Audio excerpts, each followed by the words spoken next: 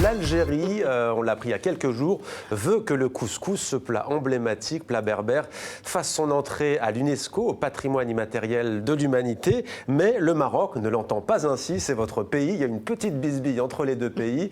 Allez, je vous choisis un rôle d'arbitre, vous la chef cuisinière. Je n'aime pas du tout être un arbitre, j'aime bien être témoin de mon temps. Moi, je dis que de toute façon, le couscous est incontestablement berbère. J'ai écrit quand même pas mal de livres, je fais pas mal d'interventions. Si on regarde... Alors, le problème du couscous, c'est que très souvent, même les historiens, malheureusement, et les anthropologues et les ethnologues confondent, ou alors mettent dans le même panier tout ce qui est préparé à la vapeur, légumes, céréales à la vapeur et légumes, c'est un couscous.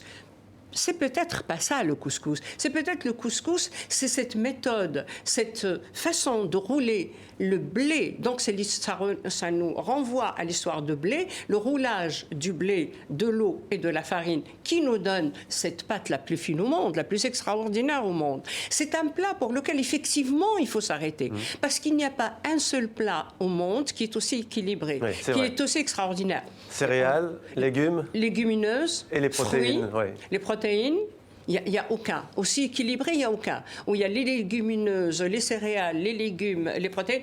Alors, donc pour vous, il a qui? Il a l'Algérie, au Maroc, à la Tunisie? Alors, il est berbère, il est à tout le monde. Il appartient au Maghreb et il appartient aux berbères de ce pays. Donc c'est un plat qui doit les réunir et les éloigner de ces combats de coq. Parce que chacun, c'est à moi. C'est pas ça. Ce qu'il faut, c'est voilà, les Libanais, ça fait 30 ans que je lutte pour une académie au Maroc. Ça fait 30 ans que je demande des écoles qui enseignent la cuisine traditionnelle, la préservation. On l'a pas. Voilà encore le Liban, et je le salue, et c'est génial, qui va le réaliser, et tant mieux. Et je me propose de les aider au maximum, si bien sûr ils ont besoin de moi, parce qu'on a besoin de codifier cette cuisine. Pour revenir au couscous, écoutez, réunissez-vous, déposez ce que vous voulez, mais ensemble, faites de ce plat qui est un plat de partage, un plat de générosité, faites un plat de rencontre et de paix.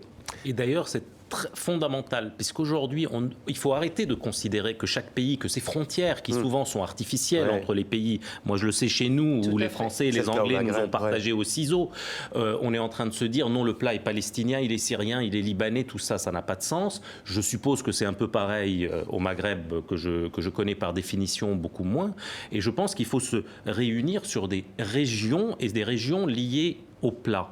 Et ce que vous dites sur l'académie est extraordinaire, parce que c'est très important d'enseigner nos cuisines. Et moi, je trouve qu'il est complètement fou de se retrouver aujourd'hui dans tous les pays arabes où les écoles de cuisine vous enseignent la cuisine à la manière française, où personne n'apprend rien de nos véritables cuisines. Malheureusement, pas à la manière française. On nous enseigne une cuisine dite internationale. Ce qui ne veut rien dire. C'est une cuisine qui forme des jeunes pour aller travailler dans des hôtels. Donc c'est des écoles qui forment dans la médiocrité. Si c'était la cuisine française, à la limite, la cuisine française est fantastique. Mais non, ils les forment à une cuisine dite internationale. Et il est impératif de rajouter une petite chose sur le couscous.